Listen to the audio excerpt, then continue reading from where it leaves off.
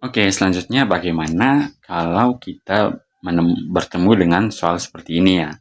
Jadi komponennya itu ada 4, tapi kita gak ditanyakan langsung cara menyusun A, B, C, D ini seperti apa, tapi bagaimana kalau dia itu harus ditempatkan ke 3 bingkai. Jadi slotnya cuma 3 ya. Jadi either itu bisa A, B, C. Dia gak bisa A, B, C, D ya, cuma A, B, C, atau misalkan di sini bisa A, B, D. Nah, kalau kayak gini slotnya terbatas.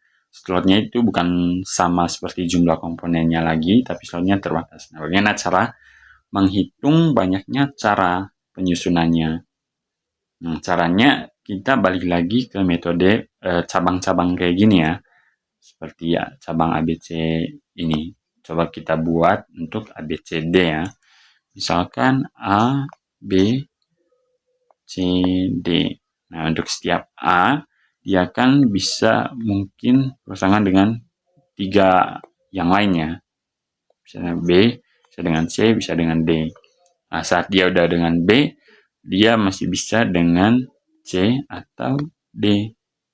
Gitu juga saat dia udah sama C ya, dia bisa berpasangan dengan D atau B. Gitu juga untuk D.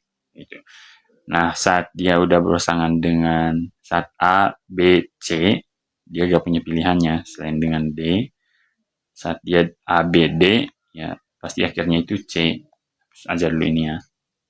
Pokoknya ada 3 bingkai deh. Kegedean tadi gambarnya.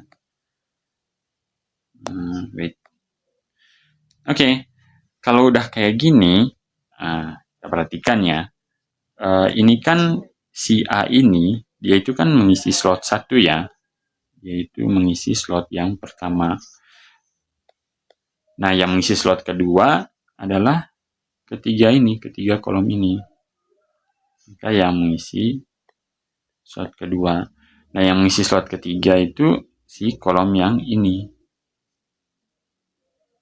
C, D, D, B, dan seterusnya. Nah, karena slotnya cuma 3, jadi saat di cabang terakhir ini, saat misalkan itu menjadi A, B, C, D, dia ini gak dihitung, atau A, B, D, C.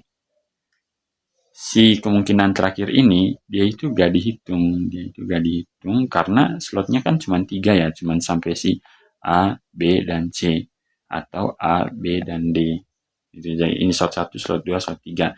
Jadi kita menghitung banyaknya cara penyusunan itu cuman sampai di kolom yang ketiga ini aja.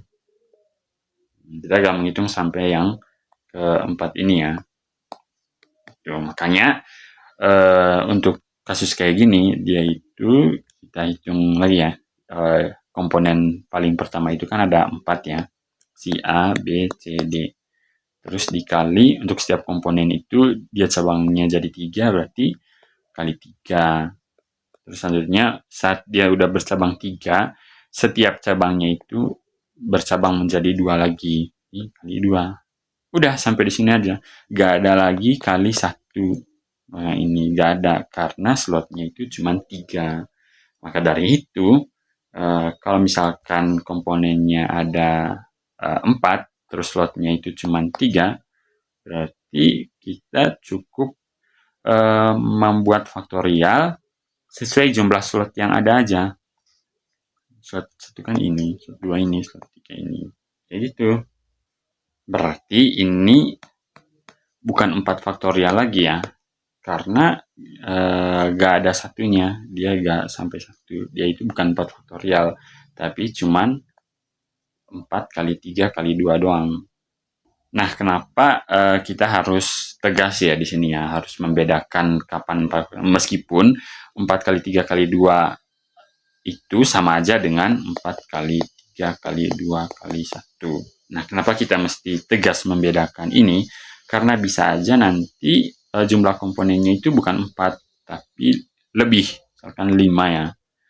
5 kali 3, 5 kali 4 kali 3 kali 2 kali 1. Nah, kalau slotnya cuma 3, kan kita berhenti sampai 3 doang ya. Sementara ini kan 5 faktorial ya, 5 faktorial. Sementara 5 faktorial itu jelas berbeda dengan ini 5 kali 4 kali 3. Ini jelas berbeda ya. Tidak sama dengan, makanya itu ini pembeda yang perlu kita tegaskan ya. Ini gak sama 5 faktorial dengan 5 kali 4 kali 3. Jadi ini harus ditulis terpisah, berbeda, bukan faktorial lagi. Jadi kalau bertemu soal seperti ini, banyaknya cara menyusun ke 3 bingkai. 3 bingkai itu kan dia itu sebagai slot ya. Kita harus memikirkan itu sebagai slot. Nah, komponen yang mau kita susun-susun dalam slot yang tersedia itu ada berapa? Ada misalkan sejumlah, ini 4 ya. 4. Nah, kalau kayak gini soalnya berarti kita cuman boleh menulis cara perhitungan yang mirip ya dengan faktorial, tetapi kita harus berhenti sampai di slot yang disediakan aja. Slot yang disediakan itu kan cuman di kasus ini cuman 3 ya. Berarti kita tulis seperti faktorial ya, 4 kali 3 kali 2. Udah, berhenti di sini. Begitu juga kalau misalkan komponennya misalkan 10.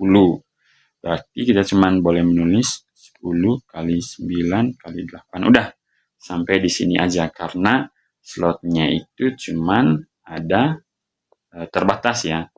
Dalam hal ini di soal ini itu cuman 3. Jadi slot perhitungan cabang-cabang yang ke belakang itu udah gak relevan lagi. Kita gak ngitung sampai sedetail itu. Oke, gitu ya cara menghitung, banyaknya cara menyusun sejumlah komponen kalau slot yang tersedia itu terbatas ya.